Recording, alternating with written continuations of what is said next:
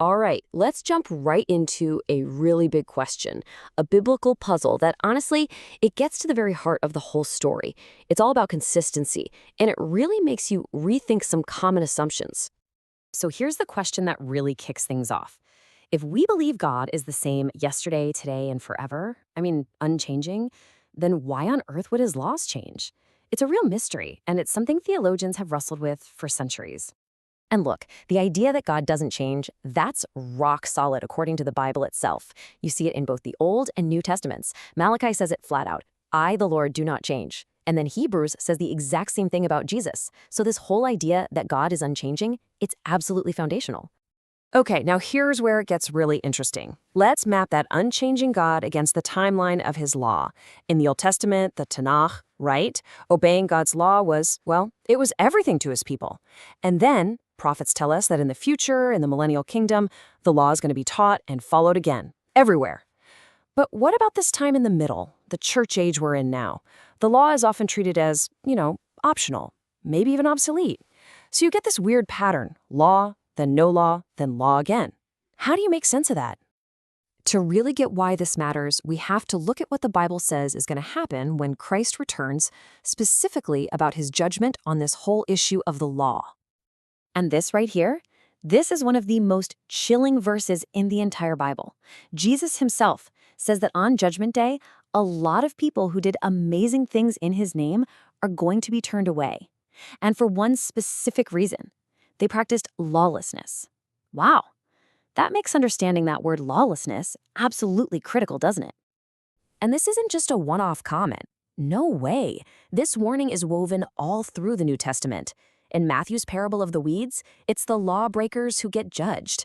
In 2 Thessalonians, it says vengeance is coming for those who do not obey. And in Revelation, Christ comes back as a righteous judge. The pattern is crystal clear. Judgment is tied directly to lawlessness and disobedience. So what is this lawlessness that gets such a severe warning? Well, the Bible actually gives us a surprisingly direct answer. You just can't get any clearer than this. The Apostle John lays it out like a math problem. Sin is lawlessness. If you practice sinning, you are practicing lawlessness. Period. So this is the key. If we want to understand sin, we have to understand what the Bible means by the law. And if we dig into the original Greek, the word used here is anomia, and it literally means without law or against the law. Now you have to think about the context. For a first-century Jewish person, what was the law? It was the Torah, the instructions God gave. So what John is really saying is that sin is living without or against God's Torah. And this just fits perfectly with what we see happening in the early church. The book of Acts tells us that the very first Jewish believers in Jerusalem, we're talking thousands of them, were described as being zealous for the law. Think about that. For them, there was zero conflict between believing in Jesus as the Messiah and continuing to follow the Torah. Okay, but that brings up another question, right? If Jesus and his followers were all about keeping the law, why was there so much conflict with the religious leaders, the Pharisees? Well, the answer comes down to making a really, really important distinction. See, the New Testament actually talks about two different kinds of law. On one side, you've got God's actual written law, the Torah, the Sabbath, the biblical feasts, the dietary rules, all of that. But on the other side, you had all these man-made traditions, these extra burdensome rules and rituals that religious leaders had piled on top, which often ended up completely burying God's original commands. And here's the verdict straight from Jesus himself. He calls out the Pharisees for this exact thing. He says you ignore God's commandment to hold on to your own tradition. His fight wasn't with God's perfect law, it was with man-made religion that was getting in the way. So once you strip away all those human traditions and just focus on God's written law, you start to see this incredibly consistent message coming from all the key players in the New Testament. First up, Jesus himself. He sets the record straight, plain and simple. He says, "Don't even think that I came to get rid of the law. I came to fulfill it." Basically, to show what it truly means and to live it out perfectly.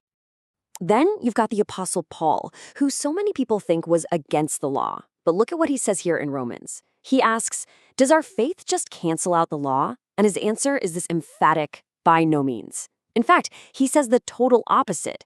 True faith actually upholds and establishes the law. And finally, we have John, who just ties it all together beautifully. He defines what it means to love God in the simplest terms. We keep his commandments. And then he adds this amazing part. When you do it from a place of love, these commandments aren't a heavy burden at all. So, after all that, what does this actually mean for us today? Let's break it down.